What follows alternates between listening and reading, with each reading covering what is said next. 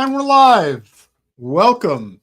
I have been instructed by Jen not to do the hello like we used to because Jerry Seinfeld is a Zionist psychopath, and we don't like them around here. So good evening, guys. Hope you had a great 4th of July. It's been a week. Sorry, it's been a little while since I've been here. And hope you all had a great 4th, if you celebrated or not. The 4th of July has always been my favorite holiday. Obviously, some of that has changed, as we know. Um, Not the best holiday for us to celebrate. But really, what is there for us to celebrate these days anyway? It doesn't seem like we have quite a bit to really hang our hat on. And considering all that's happened over the past few days, including today, I usually look for the right people to speak to in these circumstances because when we're all going to hell, we might as well have somebody that can guide us there safely. And who better than our good friend Steve Grumbine of the Real Progressives. Welcome back to Pontificating with Pete on Generational Change.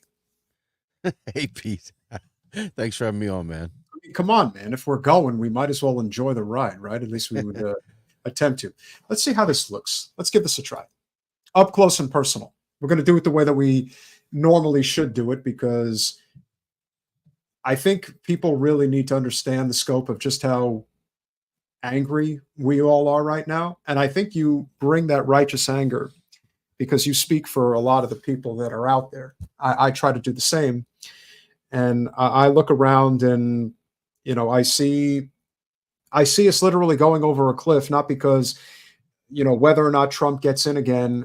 I think it's the unraveling of the system all at once. So while it's going to be very painful for a lot of people, I don't think the powers that be truly understand how there really isn't going to be a way to come back from this. I think there's too much of an awakening that's happening right now. I think people look at the system just being irrevocably broken, that they can't look at it and say, this will blow over and this is just going to get good. I think you look at everything. You look at the way Biden is currently handling the circumstance where it's clear that he's not capable of running this country. Not sure he really ever was.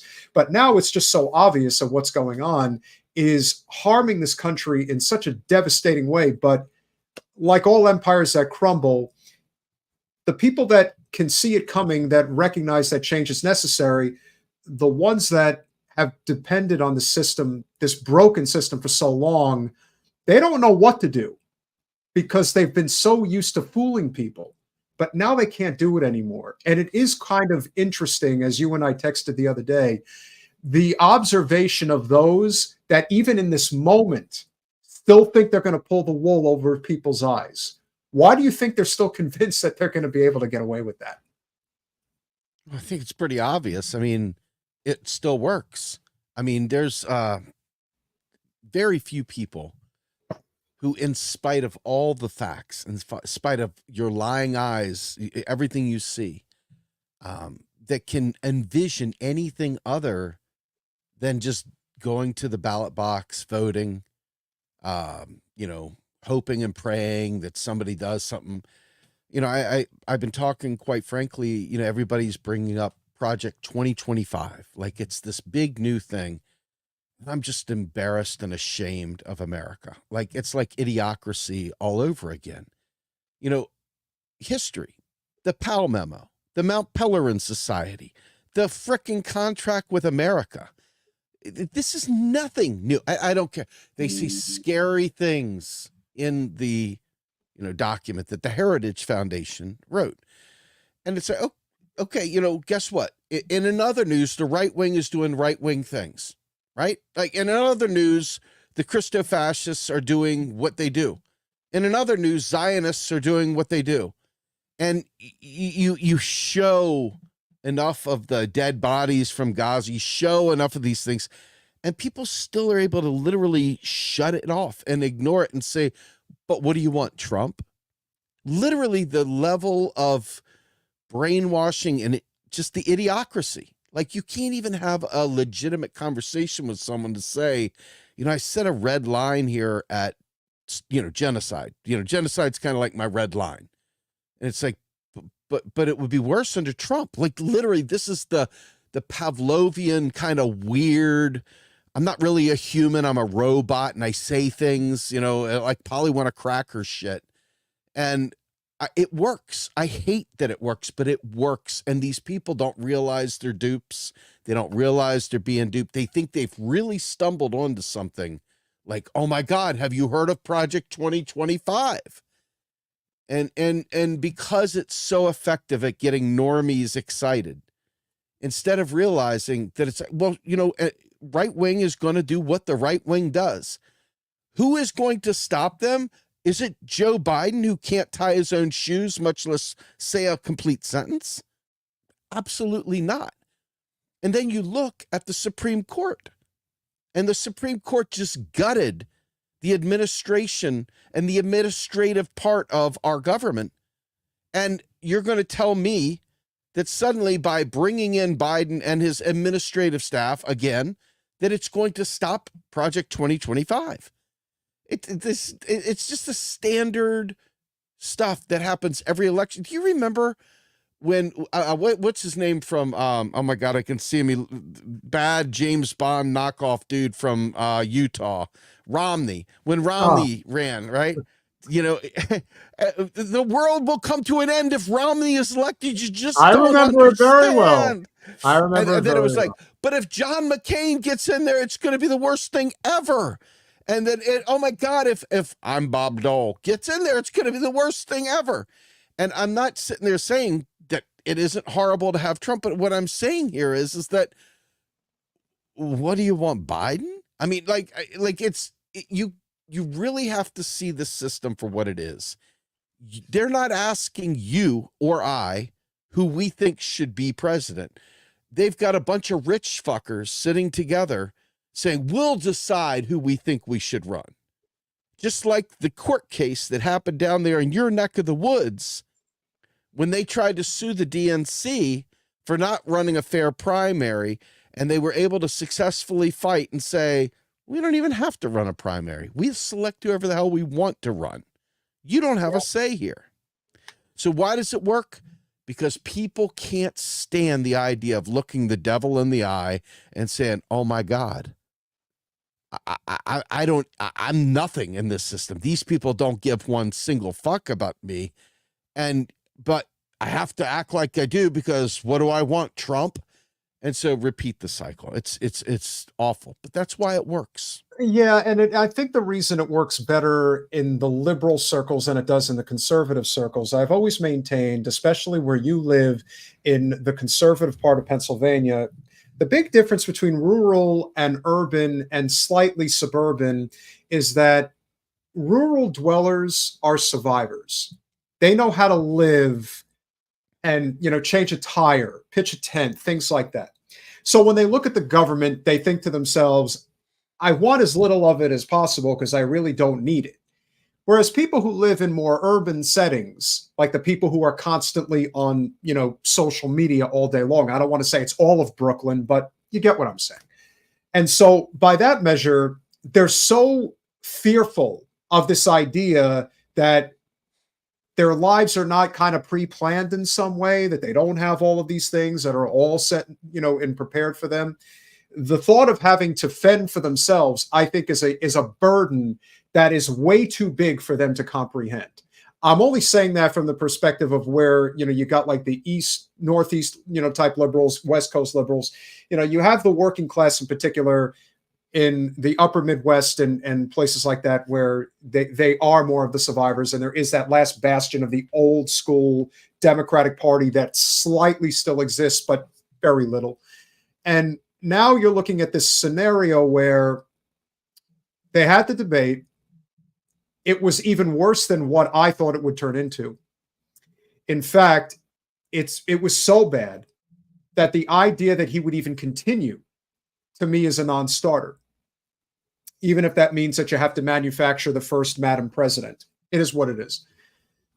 With that being said, the idea that they're now circling the wagons and telling you to eat your bowl of shit and like it is just unbelievable. And it's not like there aren't others running for president right now that are starting to see a slight bump in their support.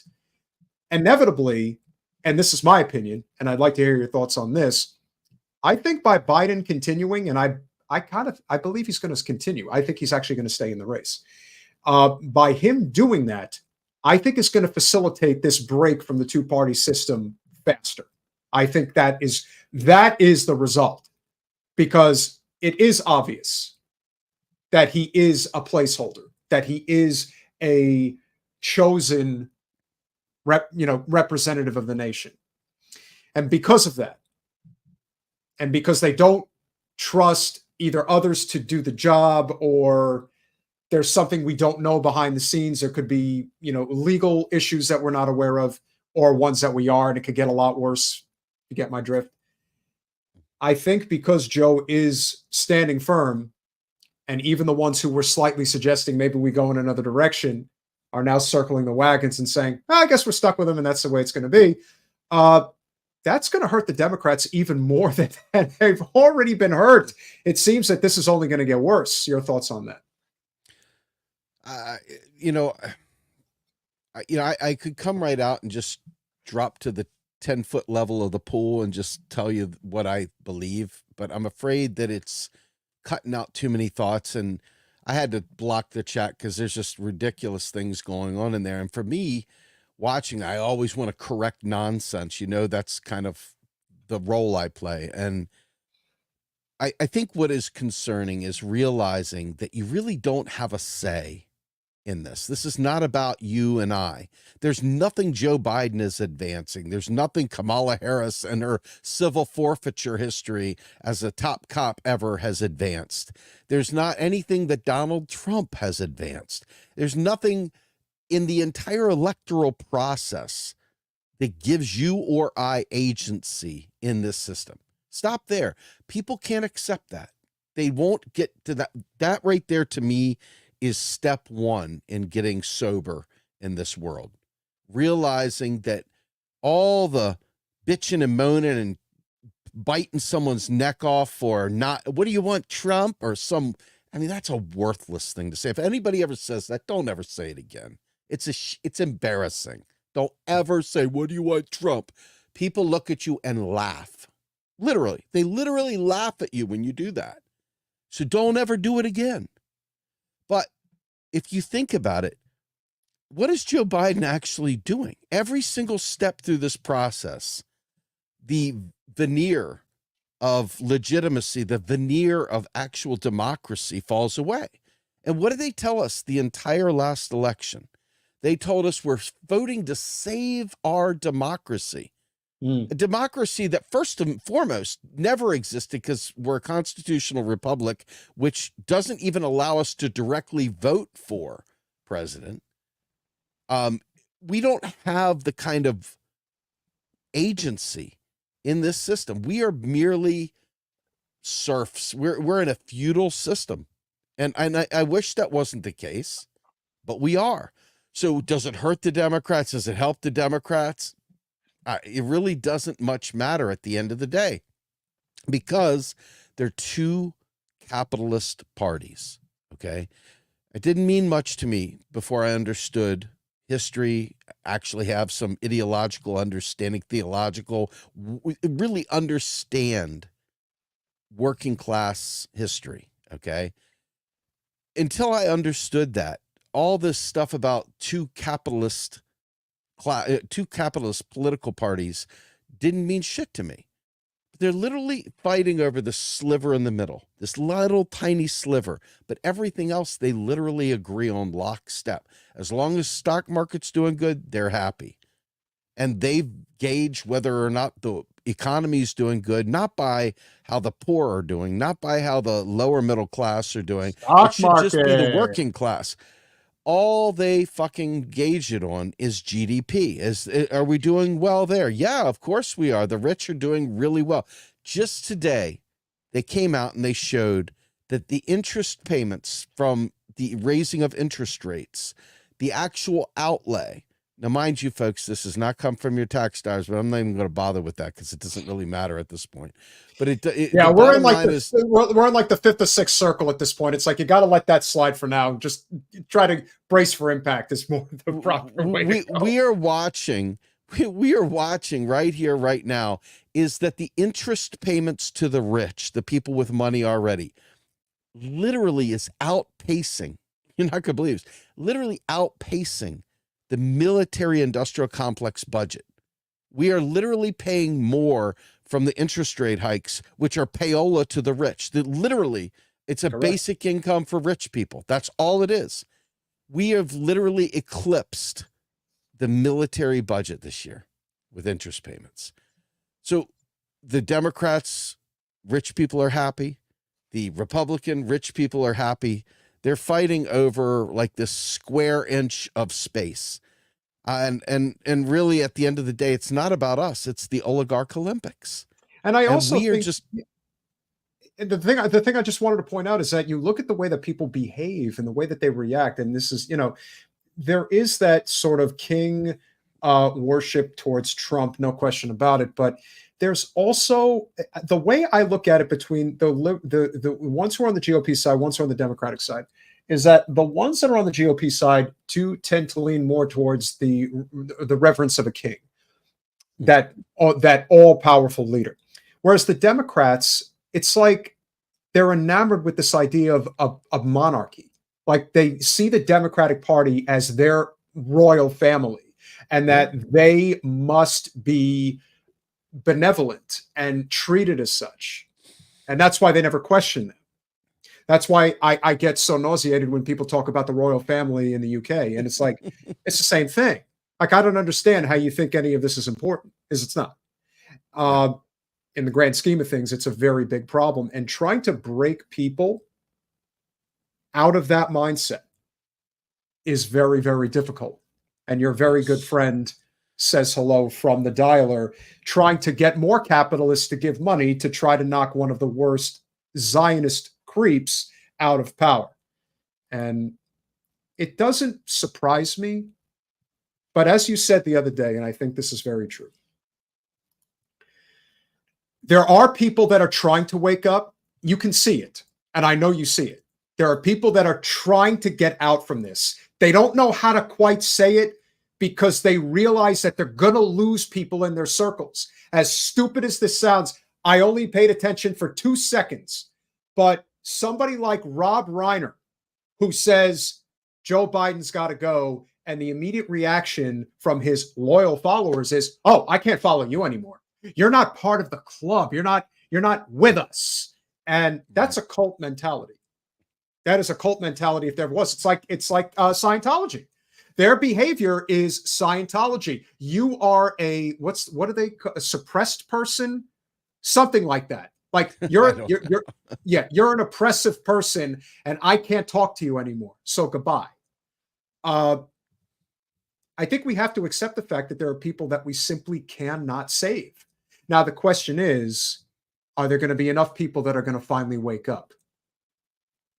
Yeah, I don't know. I mean, I want to say something, and I really, truly, honest to God, did not want to talk about MMT on this call.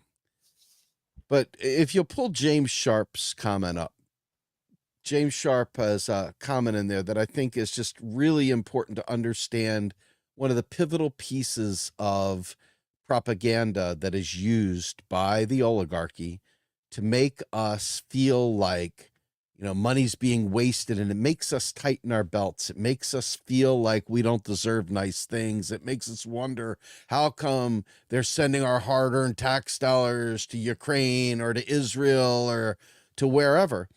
And then not even realizing that later on, further down, it's like, well, why can't we have money for schools? It's because we wasted it all over there. Oh, we've got to tighten our belts. The truth of the matter is that your tax dollars are deleted. They don't go anywhere. They're done. All it does is maintain the hegemony of the US dollar. That's it. And so the US government doesn't require an income. It creates money when it spends. Okay. So what does it get from you thinking that it's hard-earned tax dollars? Well, your working class friends that don't like your lifestyle choices now feel like their hard-earned tax dollar are paying for so-and-so's abortion, or paying for whoever's failure at basket weaving or gender studies or whatever other trope they throw out there. And so first things first, these are the tools that they use to, that way that Biden and Trump can go toe to toe, talking about how they're protecting the American taxpayer and all this other nonsense. And you can clearly see people ain't so woke on economics. They really think their tax dollars are funding these things. And as a result of that, you always have the working class dueling it out over nothing burgers. It's a big fake war. It's false. And so you can't even get to the next comment. You can't even talk about policy because you haven't gotten past how you're going to pay for it. And you can't even get to how you're going to pay for it because we can't get folks to realize, quite frankly, that the system itself is truly, it's not even rigged. They know what they're doing. This system has been built this way from day one. It's not something new. It's just new to us because we put our hopes in Bernie Sanders, I don't know what, 6-8 years ago, whenever it was. And we're all still reeling in that moment of the Bernie Sanders first campaign and the sweeping of the legs that occurred. There was some light bulbs that went off, but you can see how quickly fools rushed back to the Democratic Party even after they did that. Oh, I mean, it was like, absolutely. let me. So this whole concept of taxpayer dollars is the primary wedge that they use to separate the working class from one another. You got the folks that think, well, I've done really good and I've saved my money and I didn't go out on Friday night. Why should my hard-earned tax dollars pay for you, Joey, who went out there and smoked reefer and made babies and made bad decisions? And it's that nonsense right there that fuels the entire thing about the illegals coming across the border. How can we afford our tax dollars going to fund these illegals? And as I said many years ago, the American taxpayer is paying for the government. The government doesn't pay anything. We pay the government, and it does what we say. I mean, again, he was so good at it. And the truth is that he came along at a time where the country at that point still hadn't recovered from Jack's assassination. And then what happened in 1968 made it even worse. And then people didn't trust anything. And then it's morning in America all over again. And by the way, you just have to listen to what I say because I know what I'm talking about. So let's just say, for the sake of argument, that it really was just a tax this and then, don't tax that type of a situation. You can make the argument that Reagan's policies initially worked, but you always have to revert back to the status quo. You want to cut taxes when people don't have money to spend. Okay, fine. But then once the economy stabilizes, you have to raise taxes again. That's how it's always been. It's like that doesn't exist anymore. Today, and this is like the whole thing when somebody says, oh, $160 billion of our tax dollars are going to Ukraine. No. We have a government that is of, by, and for corporate special interests. And what they want is endless war. They do not want you to be healthy. They do not want you educated. And they don't want you thinking. So if you're doing that, you would say, we are actually the ones in control here. We're going to shut the government down if you don't stop spending money on these bullshit wars. Now, until the American taxpayer understands that power, it's not going to change. Now, I think too full of fealty to their party, their allegiance to candidates is like hero worship, and it's pathetic and it's revolting. They protect. Why are you bashing Biden? That's not helping anyone. And it's like, wait a minute, hold on. Part of the deal here is to wake people up. You may say it's not helping anyone, but maybe we're not fighting for the same cause. No. Maybe the cause is very different than what we're fighting for here. Maybe we're trying to wake people up so we can take our government back if it ever was ours to begin with. And I also think that the danger that people are not understanding right now is that if you really have concerns about where this country is going, then you really have to consider that there should be a complete lack of trust in the power structure ever again. Right now, Donald Trump, in this moment, he'll win 35 states because that's where it's headed. It's going to be an Obama-level landslide is what he's going to have.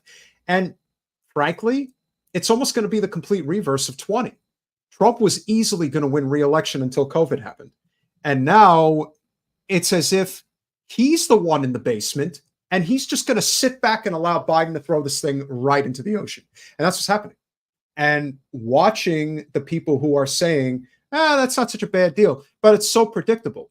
The people that I guess like 10 or so Democrats, with one exception, I think being Jerry Nadler, the Democrats that have come out and said that Joe should step away are all in swing districts. The ones that are saying, eat your vitamins, those are the ones that are in safe districts. That is why we have to do this. I know you're going to suffer through it, as I will, but we'll do it anyway. So CNN decided that they had to bring on a Democratic Party spokesperson for Joe Biden today. And who do you think they decided was the right person to bring on to talk about why supporting Joe Biden is so important? I'll let you take a guess. Here we go. Gentlemen, I hear you talking about Donald Trump and trying to put the focus back on him. He's been very quiet over the last several days and has just. Keep in mind, she's wearing that wonderful pin right over her right breast. Debbie always knows where the cameras are at all times, baby. Donald Trump and has just let this play out amongst the Democratic Party. I hear you focusing on the accomplishments you want to highlight from this president, and yet that's not the story that's out there right now. So are you frustrated? How damaging do you think this is, particularly as we get closer to November? I'm frustrated that the media is literally dissecting every word that comes out of Joe Biden's mouth and is ignoring the fact that the Republicans are about to nominate, again, a convicted felon who's an adjudicated rapist. Okay, so a few things here. Adjudicated rapist.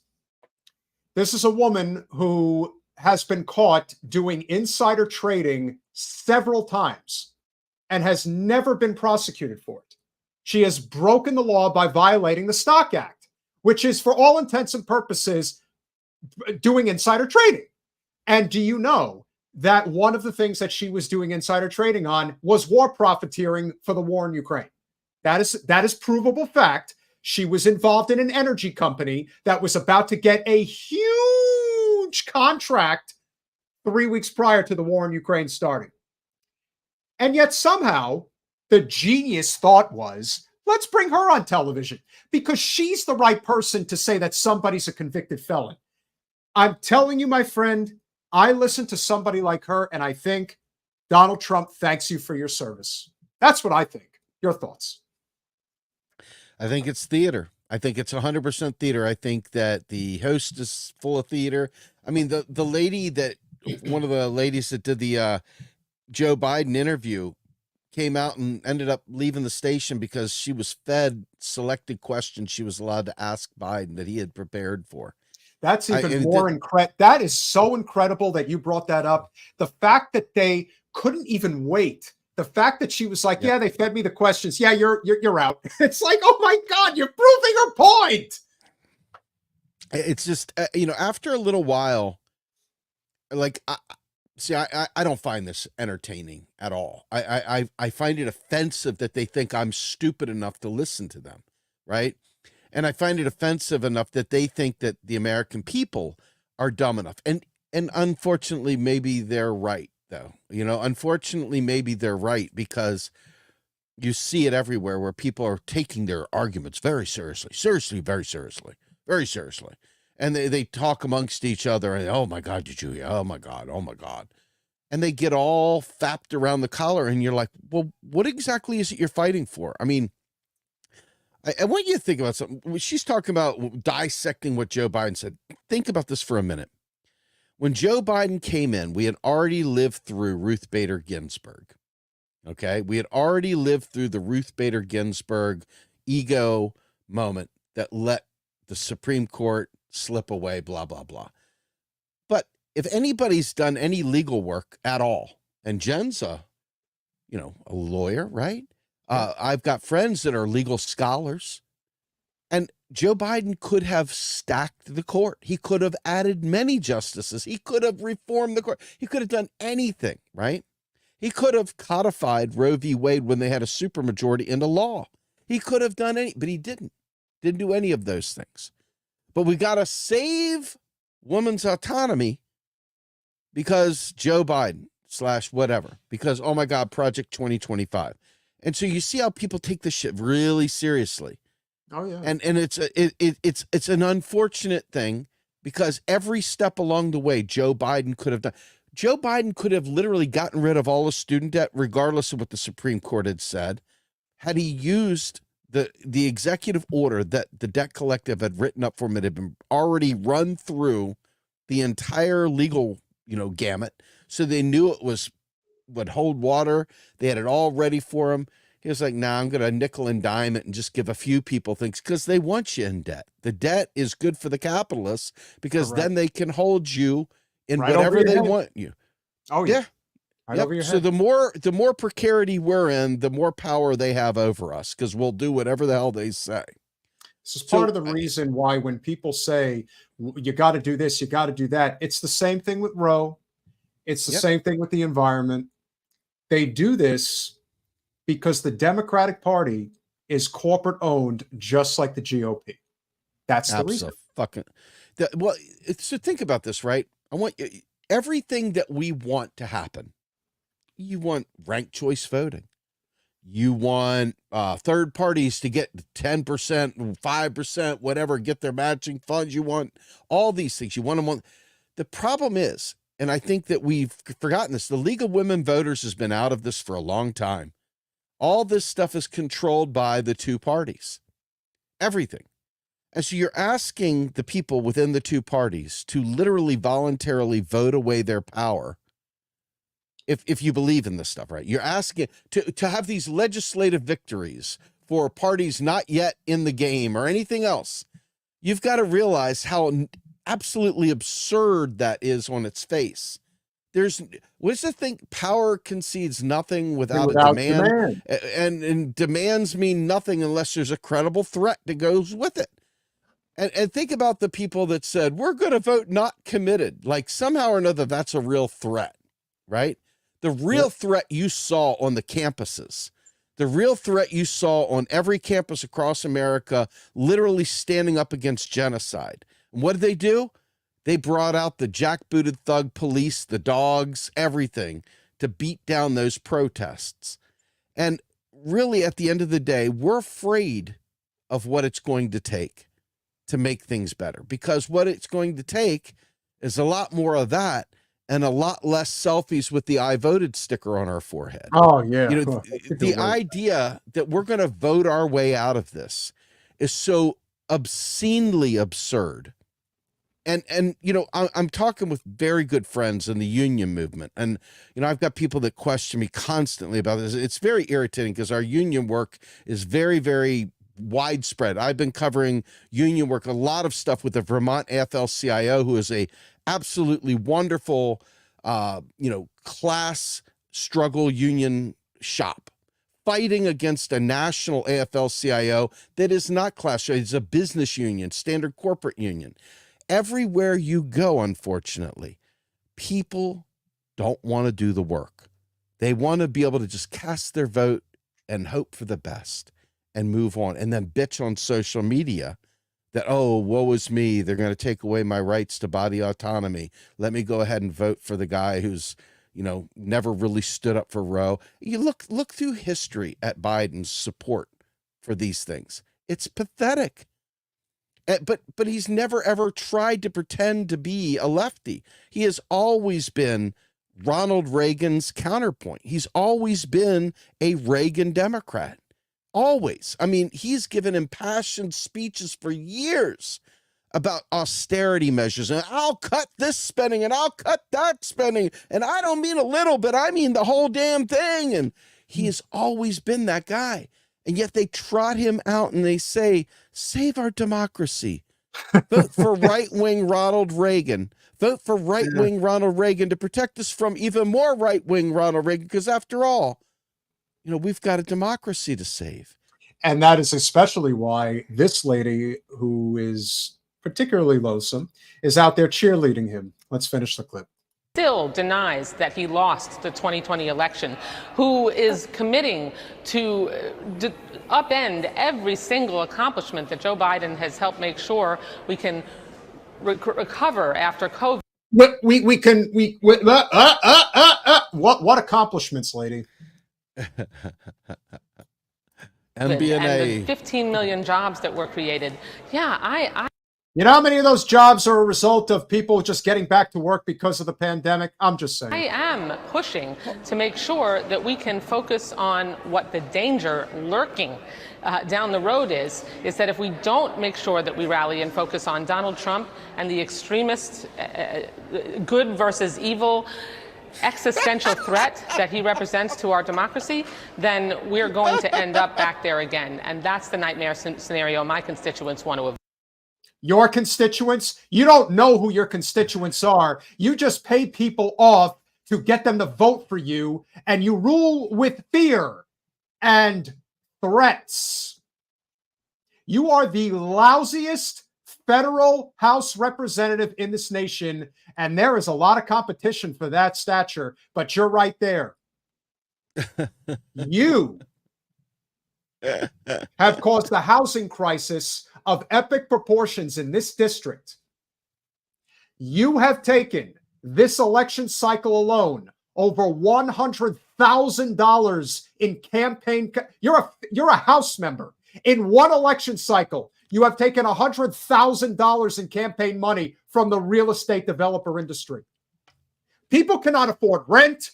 They are never going to be able to afford to buy a home. Their insurance is out of control. Inflation is out of control. And overdevelopment is out of control. Gentrification is out of control.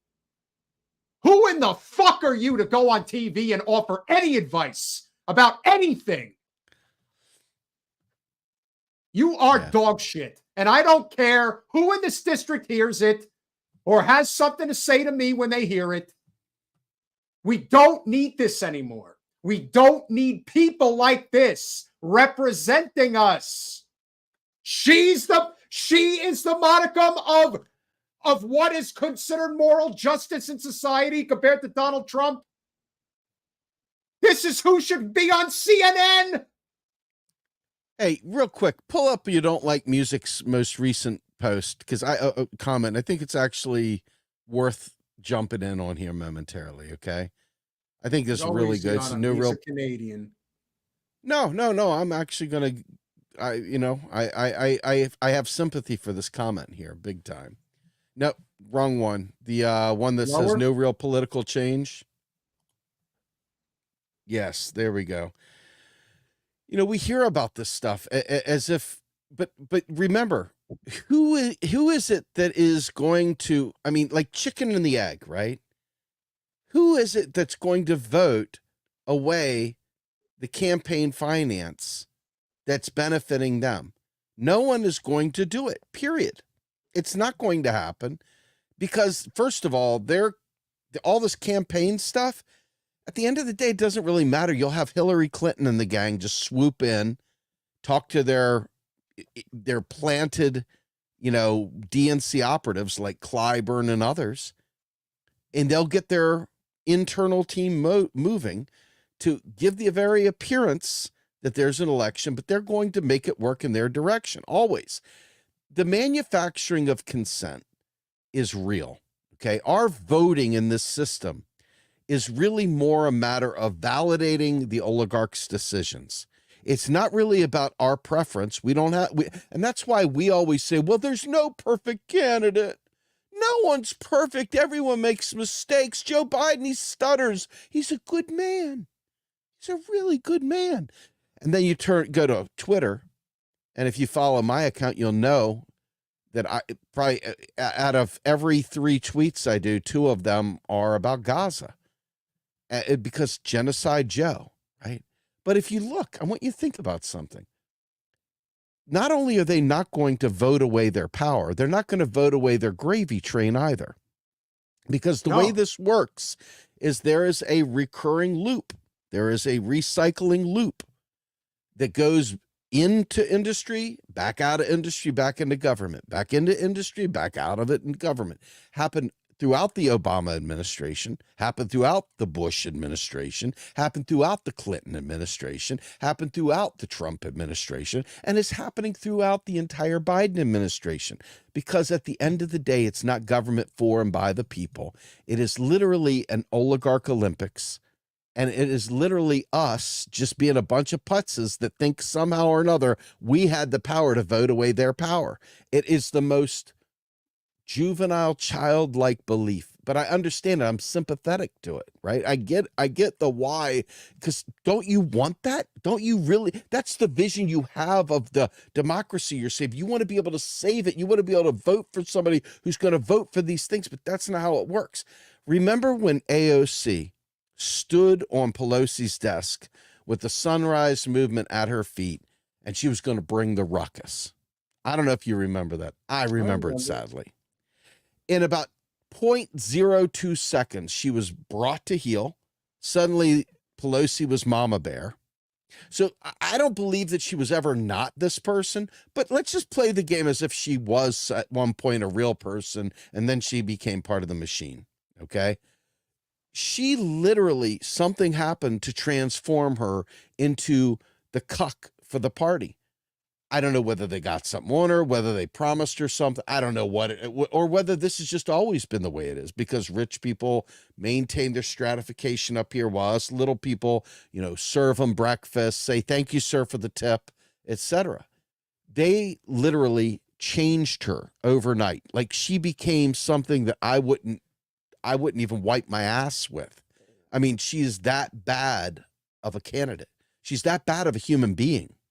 And she stayed silent on Gaza forever until it doesn't look right. We got to have somebody go out there and pretend like they're against this thing. Now, Rashida Tlaib, I believe, because she is Palestinian. She is.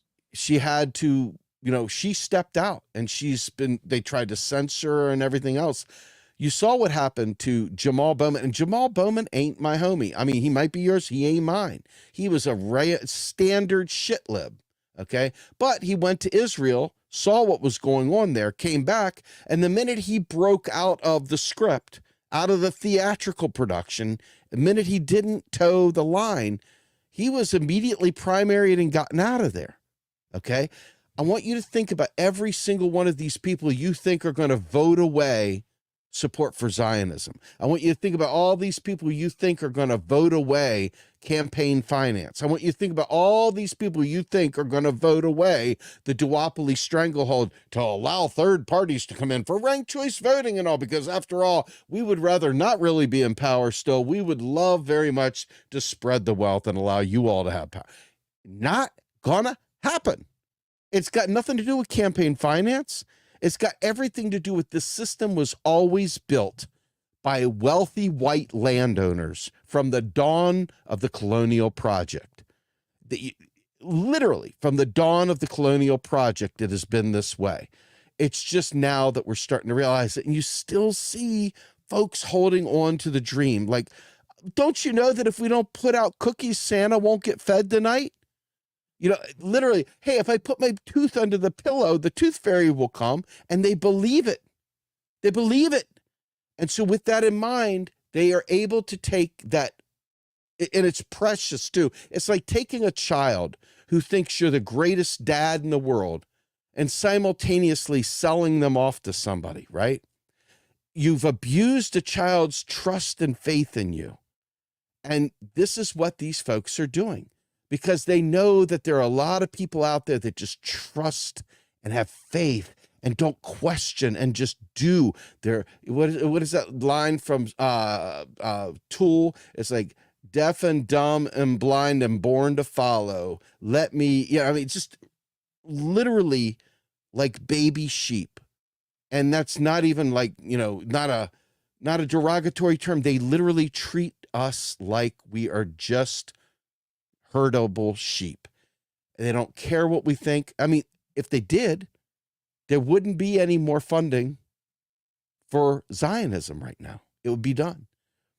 Yeah. Instead, in spite of everyone, think about the rich kids even at Columbia getting clubbed over the head. You know what I mean? If you're watching that happen, You have to know how real the ruse is. And I think about that moment in The Matrix where the girl walks by in the red dress and he's like, yeah, I made her. And they talk about how the original parts of The Matrix were just too perfect. They were so perfect, no one believed it. So they had to be able to throw some monkey wrenches in. And the minute a little bit of a monkey wrench comes in, there's the rotating villain. And then there's the parliamentarian. And then there's something else. So all this theater that we buy into and just hold on to for dear life is what's preventing us from taking the power back, because we outnumber them millions and millions and millions. And yet we still act like we're at their mercy because we're terrified of looking in the closet, looking under the bed. We're terrified of walking in the dark alley, and we are afraid of what we're going to see when we realize we really don't have a democracy. And that right there is what we're dealing with. You know, you bring up a very important point, and the fact that they want to pretend that this isn't happening. I think it goes without saying that this is something that Jen has been harping on for quite some time, and it is physically sickening to even think about. But the Lancet is considered one of the, if not the most important medical journal in the world, and through very careful analysis have estimated that at least 186,000 Palestinian civilians have been murdered by Israel. If that doesn't constitute a genocide, I don't know what does. It's almost 10% of the population that's now dead. And this, of course, is not taking into account famine, malnourishment, disease. So I'm assuming that a lot of this analysis has been... Hey, I'm so sorry. Bring up your boy. You don't like my music here. I just want to. Don't get caught up in it too hard. Yeah, no, we're not. We're gonna. This is still in line with that, right? You know, I get it. You want me to say things that don't matter so that you feel good, and that's fine. I get it. You want your ears tickled with the message that makes you happy. But the fact of the matter is that I have been running 2 nonprofits trying to get before it was 5-1. We tried desperately to get Bernie Sanders in. I was for, and I still am. I am a socialist. So I want all kinds of I want us as workers to have control. I want us to have a government that represents us. Okay. There's so much that I want, but that just because you want it doesn't mean the vehicle that's in front of you is the one that'll give it to you.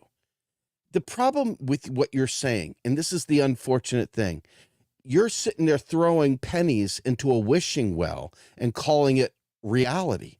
And I'm saying, I want all those things too. What I'm telling you is that this system is literally built, to stop it. To stop it. And if that offends you, it's not intentional. I understand your precious view of what you think the world is very important to you. And I understand. I do. So my message isn't against you, but my message is saying you're putting your hope in the wrong place. It's not the people that I don't have passion for. I have all the passion for the people. The problem is you're putting your hopes in a system that doesn't allow for your dreams to be realized. And what I'm trying to tell you is we must dismantle that system, and it's going to be hard. It may not, people are going to lose their lives. There's going to be a lot of rocky times, but you've got to recognize that what you're asking for fundamentally cannot be achieved through the system by which you're trying to achieve it. That's all I'm saying. It's not like I want it to be that way. For God's sake, I'm just a dude, man. A well-read dude. Okay. Israel's war in Gaza has entered its 10th month. Unbelievable. As the official Palestinian death toll has reached nearly 38,200 that we've been told. But a new report in the British medical journal Lancet estimates the actual death total could be 186,000 or higher. That's roughly 8% of Gaza's population.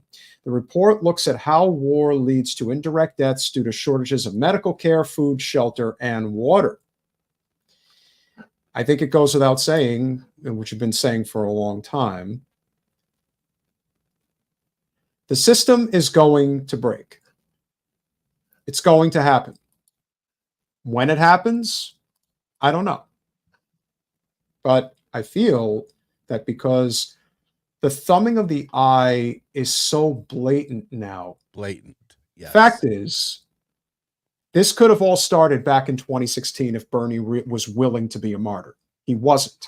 If Bernie was willing to be a martyr, which is what he said, I wanted a political revolution, as long as it's nice.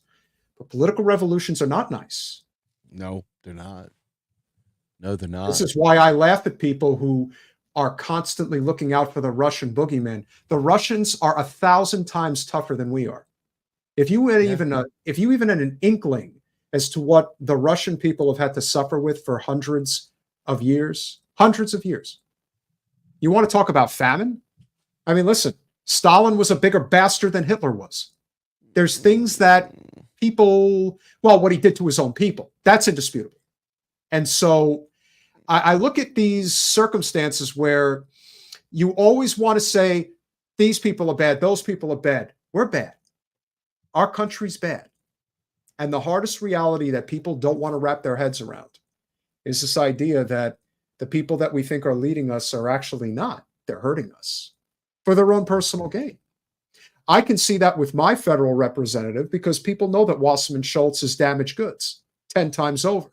There's a lot of other people that run this country too that are just as bad, and some are worse. Our senator's Rick Scott. That guy literally is a murderer. He profited from medical fraud. You know what medical fraud means? It means you make money off of people dying. So the thing about our system that cannot and will not be realized fast enough. And this is why some of these things take years for it to finally change.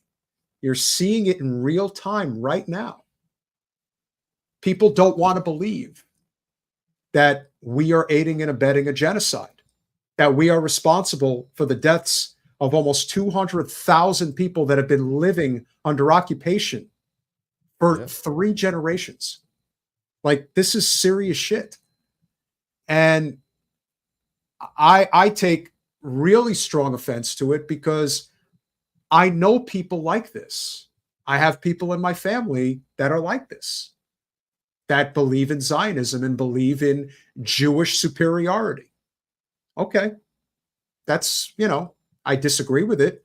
You can believe what you want, but when you start doing what they've been doing to the Palestinian people, oh no, there cannot be any tolerance for it. And the fact that what's going on with Biden right now, they can't even bring it up. Their attitude is, well, Trump will make it worse. Maybe he will, maybe he won't. He has, in the rare case, the challenger's advantage. He is not the one committing the genocide right now. Joe is. Yeah. That's the difference. Trump can say, we're totally going to kill them all. Get me in there, and I'll be even worse than Biden. I will totally kill everybody. Doesn't matter because it's just words. He still has to be in there, and he still has to execute that plan. But the amazing thing, ladies and gentlemen, about Trump getting in there again is that the second he takes that oath on January 20th, 2025, all of a sudden everybody on the Democratic Party side will be calling for the liberation of the Palestinian people. Yeah. It's that fast. Isn't it terrible? The only hope you have of actually getting Democrats to fight for the right causes is to hope to God, and they will, when they're not in power. They screwed it up. So, but let me tell you, I and I'm not going to call him out by name, though I desperately want to. Okay. But one of the guys spent his entire time that Trump was in office trying to do everything about Donnie Tiny Hands, Orange Man, bad, all the things. It was literally on the, let's impeach him once. No, let's impeach him twice. No, let's make everything about this. And I'm like, dude, and then I still believed at the time. So I want to be clear. And I'm like, what happened to a Green New Deal? Why are you ignoring these things that we need? Why is your entire focus of everything you do focused on Trump? Why is that? I mean, you've made this man, you've built up the boogeyman, you've created the larger than life of this freaking loser, this fat, ugly, bad comb over, orange man, all the other things, tiny hands, little dick, big belly, whatever it is that they threw at him, right? They turned this guy who was a clown into something to be rallied around by these people that genuinely hate shit liberty. And of course, the thing about Trump that cannot be denied is that he is the greatest political football that the Democratic Party establishment could have ever hoped for. Now, of course, they probably didn't see that coming prior to the election. They really did not think he was going to win. But once he did, they had to circle the wagons and figure out how we're going to use this to our advantage. And believe it or not, they really did. And look, even when Commie John makes statements like this, he's right. Stalin did defeat Hitler. But never forget the cost that was paid of the Russian people in order to achieve. Can we talk about that for just a second? It's not my job to carry Stalin's water. It's not my job to be an apologist for history. But it is my job to set the record straight, right? Whenever you have, and you can go back to the French Revolution, you could go back even further, but just start at some of these basic. The French Revolution's the easiest one to see clearly. Actually, the U.S. Revolution's pretty easy to see too. But if you go back to France, right, every revolution has a counter-revolution. Every counter-revolution involves doing things to fuck over the revolution. And every revolution wants to get back at the counter-revolution. This is a nonstop truism in history. We did so much research on the arc of revolution and the arc of the counter-revolutions. I have interviewed so many people about this specific thing because so many people have it in their head that we should just go out and have a revolution. And I am a revolutionary that's saying we're not ready for that. We have not organized. We still have people that are true believers. Okay, so we can't do anything, right? They all got this. Yeah. And at the end of the day, when I think about Stalin eradicated illiteracy. Stalin took a peasant country and made it competitive with the largest industrial power in the world. Stalin did a lot of things. He's not without his benefits. I would never say. All I'm saying is that the kulaks, when you go through this and you understand the history of Russian society and the Russian Revolution, there were so many things that happened within that space. And since you're not part of a revolution, unfortunately, we're not. I would kind of weirdly happy that we're not, and yet sort of sad that we're not. But the fact of the matter is that if you understand the revolution, counter-revolution, revolution, counter-revolution, when the kulaks decided they were not going to produce food, and all of a sudden they had a famine, and millions upon millions of people died, that wasn't Stalin, by the way, okay? And what the problem is that you look at Mao, and I mean, I had so many stupid Republican versions of what Mao in China was, and then I took the time to do the research, and I realized a lot of what Mao was a hands-off guy. He had his generals throughout the country, and he was the first one to reach into the peasantry, into the woods, and to the people, the villages, and give them literacy, give them medical care. But what happened? Because he said that X number amount of grain had to come back to the main, to the central, as kind of their feeding of all the people, when there was famine, the generals would literally lie that their production levels met the amount that Stalin or Mao wanted, and they would send Mao the amount that they did, and they would starve the people. And guess what? Mao didn't do that. That wasn't, literally history does not show Mao killed those people, but because people listen to comic book versions of history and they don't do that tough deep dive. And believe me, coming from a Republican background, it was hard for me to cross that bridge.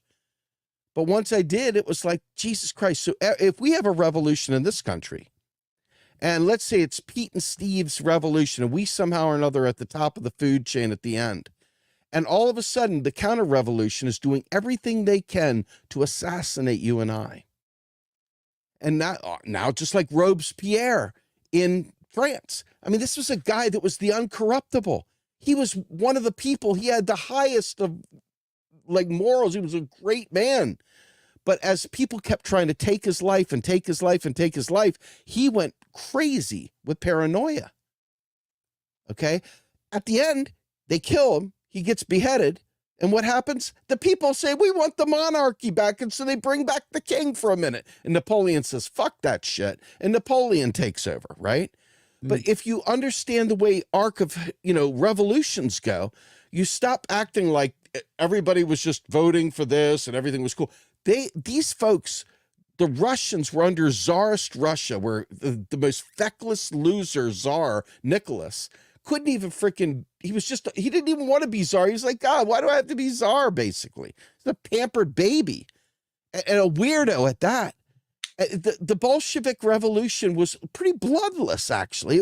Literally, most everybody's like, yeah, we're tired of World War I. Okay.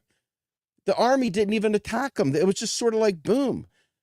But what ends up happening? The counter-revolution, okay? I think it's really important to understand that as sexy as the idea of revolution is, we have to be ready that if there is a revolution, there will always be a counter-revolution. And with that counter-revolution, to protect the gains of the revolution, guess what's going to happen? You don't like to hear it. You don't want to hear it. You don't want to do the homework. You don't want to believe it. But the fact of the matter is that unfortunately, these revolutions produce death. Oh, yeah. It's not what you want. You don't want to hear that, but that's true. And until people realize that this fake thing that's going on now can't be voted out, and the alternative is you got to go up against the world's #1 military, or hope to God the military itself lays down its weapons and sides with the people. It won't, because they've produced a series of jackbooted people in the military now that are literally cranked out of their brain, and then they become cops, and then they do what they do. We're at a point now where we have to really understand what that means to say, I'm a revolutionary. What does it mean to say, I want revolution? What does it mean to say this voting system isn't real? This everything isn't real. And when you get to that point and you start asking those tough questions, and I'm not giving you, I'm telling you, this is real. I'm not saying, oh, it's great to kill. I'm not saying anything like that. I'm giving you a history lesson because it's important, because if things come like that in this country or any other country, these are the things that happen. What you're watching in Gaza right now is a significant display of power to frighten other people around the world. That's what one of the benefits that the U.S. gets about doing this over there is by funding it over there, people get to see, hey, you come up against the military, you're dead. You're going to be bombed. We got bombs on loan from God. And so that keeps people, just like the cop city and just like all the militarized police in this country, there is so much going on because they know that they are treading on, the lie is too easy to see through now. And so they've got to tighten it down with police. They got to tighten it down on the campus. You can't speak freely now. So you just need to understand what's at stake. It's not like Joseph Stalin went around blasting people away. It wasn't like Lenin went away blasting people away. It wasn't like Robespierre started that way until the terror. The terror came as a result, initially, of some people trying to take back the gains of the revolution. And then as it got crazier and crazier, as he got more and more paranoid, I mean, then it became, 11, 14,000 people guillotined. I mean, it's just crazy. But you got to understand that is the way revolutions work. They're not pretty. They're ugly. I agree. I'm not disputing that. I've done a lot of studying on Stalin. I think he was exceptionally terrible, especially compared to somebody like Lenin. I think that, like you said, there's fault in almost any revolutionary leader that will rise. But the fact of the matter is, revolutions, real revolutions, we could have had a soft one with Bernie Sanders if the powers that be allowed for the democratic process to play out. It wasn't allowed to play out. And now, and it's almost coming to fruition 8 years later, we're heading towards a violent one with somebody like Donald Trump. Because the people that hold the reins of power, and this has been true throughout history, as powerful as people were in the days of Genghis Khan or Julius Caesar, and on down through the Crusades and beyond, you would think that there are people that are smart enough to sound the alarm and say, maybe we have to do something different. They never sound the alarm fast enough. By the time the alarm is being sounded, tens of thousands, if not hundreds of thousands, or dare I say millions of people are already dead. And that's the problem. And that is the fear. Take me back to Haiti for a minute, right? So right after, during the French Revolution, the Haitian Revolution occurs, right? You've got Dessalines, who is the foot soldier to what's his face? My God, how am I missing his name? I can see his face. Call me John if you see him right there. Tell me. Oh, let's see here. I'm screwing his name up because I'm on the spot and I'm tired here. Haiti Revolution leader. There we go. Toussaint Louverture. Thank you, Jesus. All right. So Toussaint was kind of like the Obama of revolutionaries. He wanted desperately to be part of the French aristocracy, and he kept playing games with them. Could you do me a favor and just tell your buddy that I actually do know a few things? I may not know everything. I don't know everything, but I definitely a smart cat.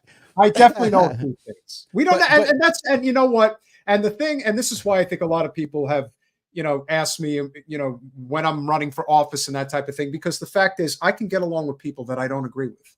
I don't have to agree with you, but I can still communicate with you. And we live in a world today where it's almost like if I don't agree with you, then I don't want to know you. I don't want to talk to you. And this is why we can't get together and coalesce through a labor revolution, if you want to call it that. But that's the only way we're going to save ourselves. There is no other way. Look at you. Somebody said, what's a successful revolution? Jean-Jacques Dessalines, who was the foot soldier, the general of Toussaint Louverture, watched Louverture sell out his generals to the French. Watch them sell out totally.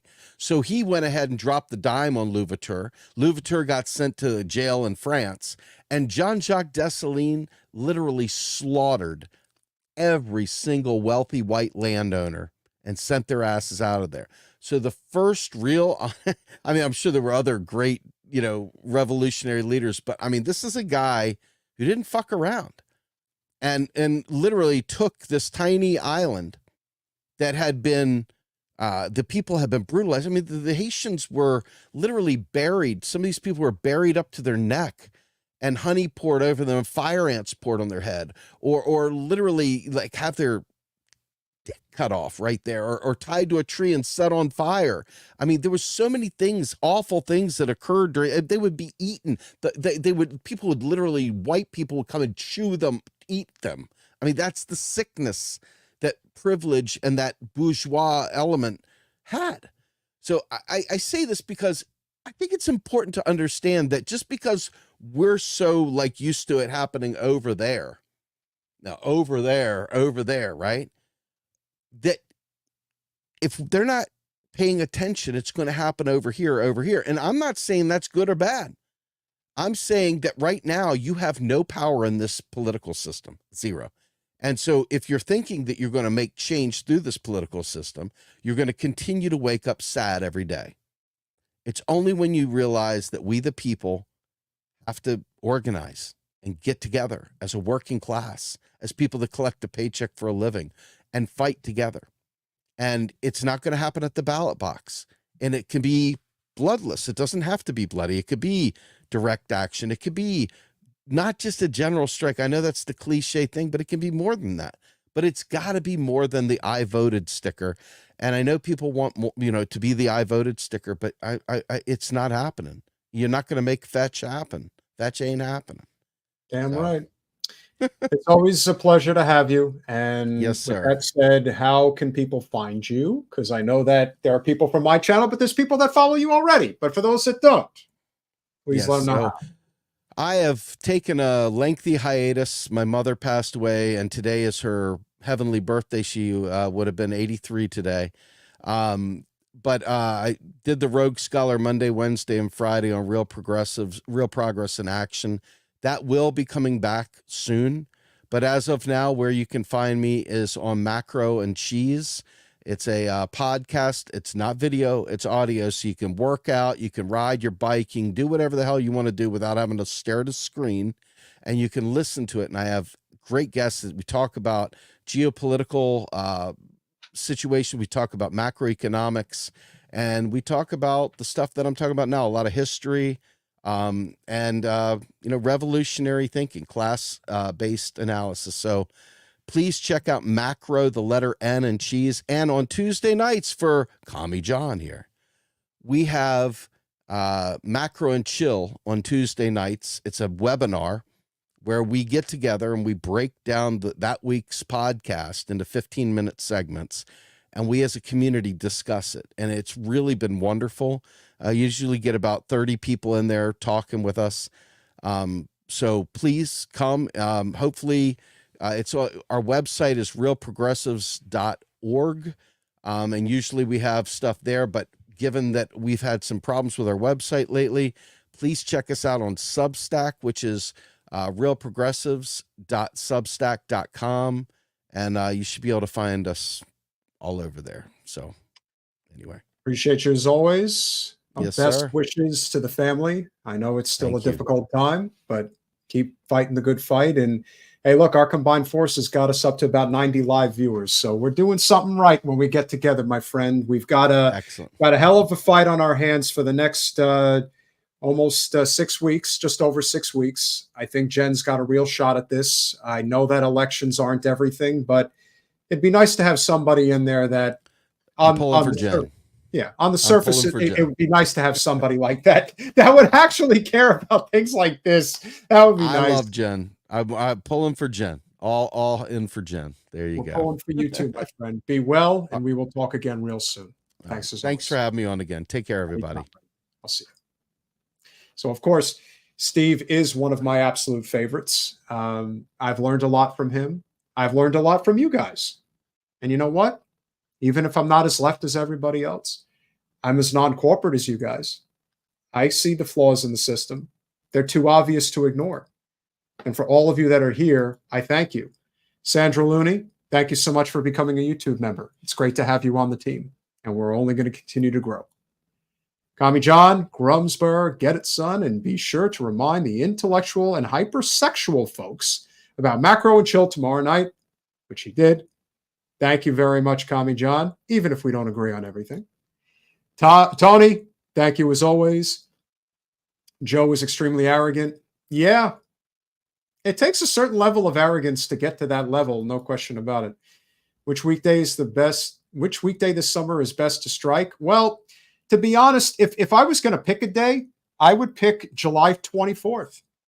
That's the day Bibi Netanyahu is speaking in front of the United States Congress. So that's what I would do. Thank you, Chip. Much appreciated.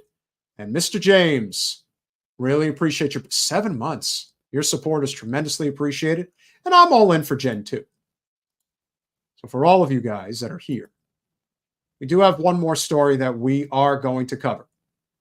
And it is the one thing we can all agree on is Jen over Debbie.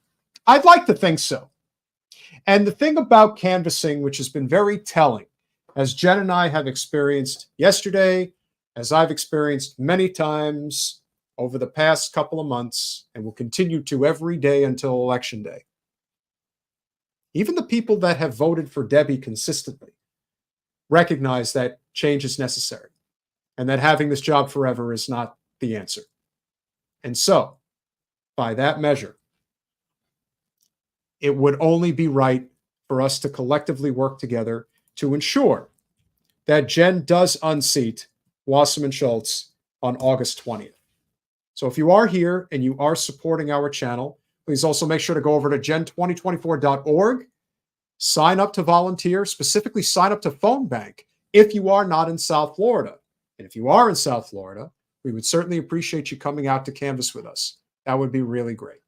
One of the biggest issues, and we are going to end on this segment, that we have talked about and has become a frontline issue for us here in South Florida is housing. I have suffered from it. Many of us have suffered from it. It has become too expensive to live. And as I mentioned before, our sitting Congresswoman is knee deep with the real estate developers. We have overdevelopment as a crisis, but that's not all. Insurance is a crisis. Inflation, crisis.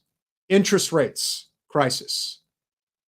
And all the while, not doing a damn thing about one of the most critical issues of them all, we have a corporate housing crisis. Pretty soon, these investment firms are going to buy up as many single-family homes as they could get their hands on. Forget apartments. I mean, we already know they're doing that. But the single-family homes, they're going to buy as many as they could get their hands on. And then eventually, they're going to be empty units because for them, they don't care if they get filled. These are multi-billion-dollar corporations that do not give a damn about your community and whether or not you have a roof over your head. It's all about profit. This is another example of end-stage capitalism. When you can't insure anybody because they can't afford it, then they're going to leave, and all you're going to have is a monopoly, and you're going to have to pay the monopoly price. And so how do they get away with this? They pay off the people that are willing and able to take the corporate special interest money. And Debbie is as transactional a representative as anybody that I have ever seen. So who decided to talk about this issue? Jimmy Dore and Joe Rogan. Here we go. Let's start with step one. Let's start with the housing, right? How does that work? Like if you want to create affordable housing for people, but you have this competitive real estate market, like we were talking earlier about how expensive houses are. It's nuts how expensive it is in Los Angeles. Yeah, it's nuts. Shitty houses cost $1 million. Yeah. In my old neighborhood in Pasadena, a regular house, 2-bedroom, 2-bath house, they're now going for $1 million. Yeah. And it's not a nice neighborhood, it's just a regular neighborhood. Right. And I'm like, how do these, because it's loans and you're basically 30 years, you're paying it off and you know, and we saw what happened in 2008 with all that shit, the subprime mortgage. And and here's the problem. And Jimmy is absolutely correct because the same problem is happening here in the Fort Lauderdale, Miami market where we are located. There is no limit to how many units these corporations are able to get their hands on. It drives the prices up and up and up, and people cannot afford to live. This is such a crisis. It absolutely is incredible. But the good news is we're not alone in recognizing this crisis. The importance of Jimmy and Joe talking about this is that millions of people are going to hear it and see it. And that's important. And there's a lot of people down here that are going to see it and hear it. I'm going to tell you guys a small story in a minute. We're going to continue. And now they're doing that thing where the hedge funds or the equity companies, which got bailed out during the COVID upward transfer of wealth, are now buying up all the houses and renting them out so they keep people paupers. And Jimmy is 1,000% right about this. And these are the people that are donating to Wasserman Schultz to look the other way and not do a thing about it. We have a corporate housing crisis here in Broward County. It's a real thing. You know how I know? Because I lived in one of those houses. It's basically the equivalent of being a tenant and you're responsible for everything in the house. So you're a tenant who has to act as the owner as well. Something breaks, it's your fault. Pipes out, lights out, doesn't matter. You're going to be responsible for it because the corporate entity that owns the house, they don't care. And these are all subsidiaries of the very companies that we've talked about, BlackRock, State Street, and Vanguard. Private equity has destroyed housing in the United States. And the people who are corrupt, like our Congresswoman, are open for business and taking that money so that nothing changes and the rich get richer and the poor continue to suffer. And it's not just people that can't afford to buy a home. That's the other thing that people need to remember. While most can't, and it has become a situation where people cannot afford to buy a home, it's also people that own homes that are suffering as a result, trying to keep up with the pace. Very, very hard to do. Even people that are in the middle and even upper middle class are having this problem. Now, I don't know if that's going on everywhere in the United States, but I can tell you it's going on here. I'm not saying that Jen could wave a magic wand on Capitol Hill and that'll solve the problem, but you know what? What if Jen was the federal representative here? And what if she rallied people in the county to say, we're going to pass an ordinance through the mayor's office and on the county commission and ensure that corporate housing is now banned in Broward County? That would help. It would help a lot. And it's just the start. But that's something that can be done. Using the power of the federal seat to garner momentum amongst the people who live in these communities and say, we are going to fight City Hall and we are going to help ourselves with our housing. Debbie sure as hell ain't going to do that. And the proof is in the pudding. She takes their filthy money to just let it get worse and worse and worse. We'll continue. Because the only way to really create wealth in America anymore is now through real estate. And so if you can't get real estate, you're going to be a pauper forever. So you've heard about those stories, right? Where there's the big equity firm that bought, in fact, one whole city, I think in Texas somewhere. And then you have to go rent from them forever. I have heard that nationwide, that there's this trend of like giant corporations buying houses. And that you have to, like, if you see a house for sale, you got to jump on it quick because there's they'll come in and they'll overbid. What is that? What's happening there? So, as far as I can tell, what's happening there is they're cornering the market and they're creating monopolies and they're artificially raising the prices so then they can have you as a renter forever. And so they're buying these houses and then they won't sell them. They're just using them as rental properties, and that they'll control the ownership of these houses. Yeah. 1,000%, Joe. That is what's happening. I do commercial real estate for a living, and I can assure you that this is real. And it's a crisis. I will not work with these people, but others will. And the monopoly continues. It's a big problem. And you know who owns a lot of commercial real estate? The Israelis. They own a lot of it. Now, I don't know if that's just a Florida thing and a New York thing and a California thing. But they own a lot.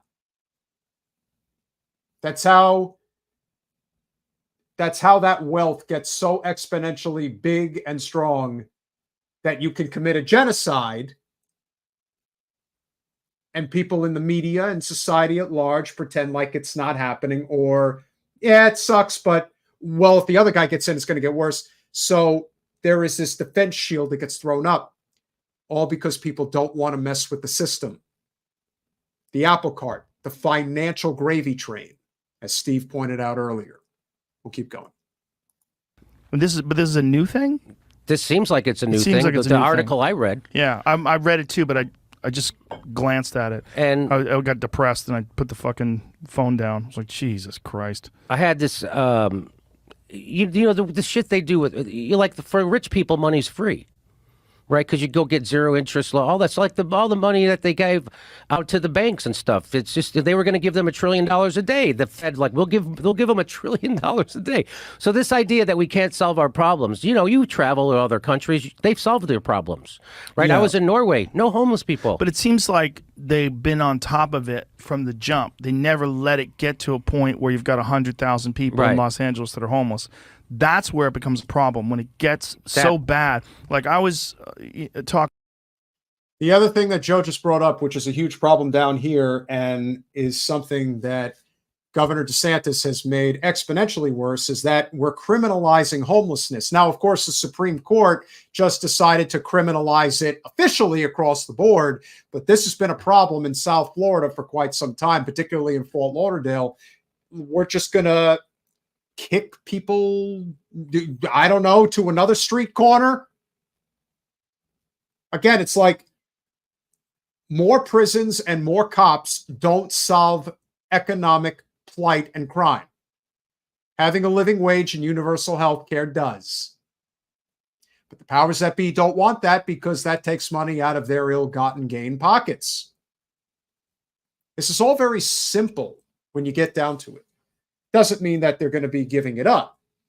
but the actual reasoning behind it is pretty clear. To the mayor of Austin, and we were describing the homeless situation here, and he's like, you got to get a hold of it now. He goes, because if it gets worse, it's going to get to a point where if you look at Los Angeles, it's essentially unfixable. And he was describing, like, we don't have the resources to fix something like that. But Austin's homeless situation is somewhere between 2,000 and 3,000 people. He's like, that's fixable is if we act now. If you act now and start providing shelter. And so they're doing these things, they're trying, and a lot of people don't think they're trying fast enough, and they've instituted this tent ban, and some people are against it, and some people are celebrating it, and it's a very divisive thing in the city. Yeah. Because this is a weird city, right? It's a progressive city that's in this red state, and there's a lot of conflicts about how to handle these situations. But the mayor Steve Adler had a great point. He's like, you could get a hold of it now, and you could stop. And he goes, and that is my one goal in the year and a half that I have left in office, is to get a hold of this and start making some progress and to lay the foundation for if he leaves office and the next mayor comes in, they have a plan. There's something they can follow. That was actually a very important segment that they discussed. I did listen to the interview. There are things I agreed with. There are things I did not agree with. But this particular issue regarding housing, I thought was crucial for Jimmy and Joe to cover. I think they covered it fairly well for the most part. It's pretty obvious what the key issue is here, and they nailed it, specifically Jimmy, regarding the private equity capture of our real estate market, especially single-family homes. It's only getting worse. I find it absolutely disgusting that RFK is the only presidential candidate who's really talking about this and making it a big part of his focus as a candidate, because it is a crisis of exceptional level. I cannot emphasize enough that even in this broken system of ours, and maybe it's just the acceleration towards the breaking of the dam, whatever that's going to look like, but we're heading to a point where we're just going to be a nation of serfs. And we don't want that. We don't need that. And we've got to change that. Now, there's a limit to what we can obviously do as individuals, but the more we collectively work together. I mean, I know what what's their solution? Well, it's easier said than done what the solution really is as far as like what they're going to do, let's say in a city like Austin. But the fact is, if you really want to deal with it, you have to provide the basic elements of a functioning democratic system that will allow it to be so.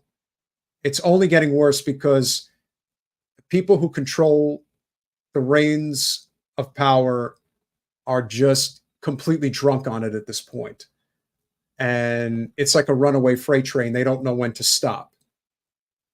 And by that measure, I would say a universal healthcare system and a living wage, simple enough, but that would do it.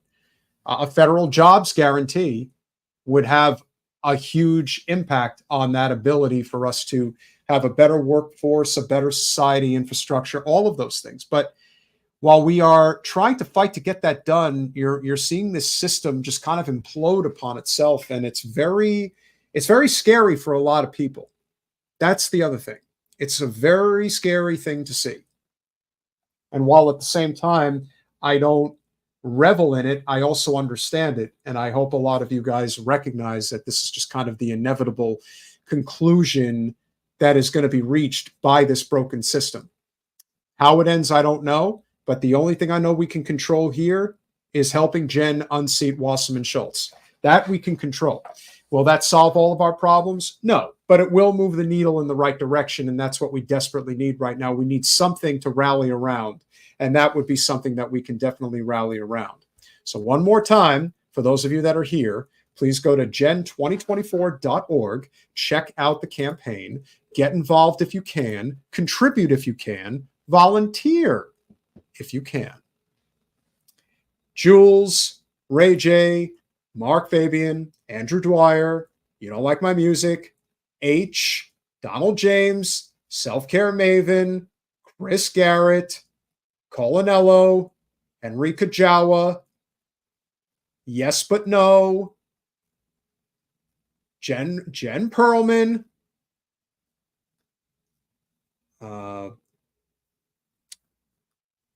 Hydra Operative, interesting name. I believe you're new. Mario, Zero Joshua, Esme, I think that's how you say it. You've been great. Jeff W. 86 Blackberry White, Hamad, Karen Bowley, STV Gill, Elvis's Cat, Jimmy Zimzam, The Freedom House, Ghost Fire, Bad Mama Jamma, STG, whatever that means. Bruce Murley, Neo Maxim, C Dub, Greg Roust,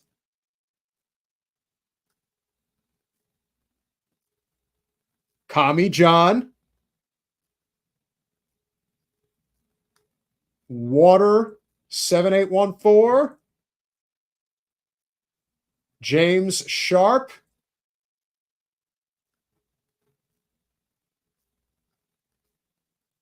Chip,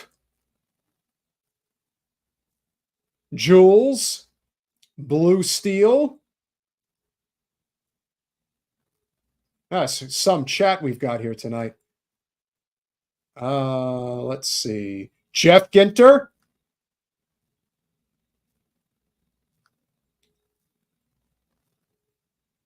Let's see. I think we've covered just about everybody. You guys have been fantastic. I know I've said a lot of names tonight. It's been some chat. Very happy you guys were here. Very glad everybody enjoyed it. Hope you guys really did have a good time. Little jibber jabbering back and forth. I never hurt nobody. Tragedy equals comedy. I think there is probably some truth to that. I'll definitely give you that one. Let's see. Anybody else? I may have gotten everybody. Just about. I always try to get you all. Always want to acknowledge that we appreciate you being here. Conversation means a lot. Holly Horn, appreciate you checking in early. And let's see. I think that's about it. Just about.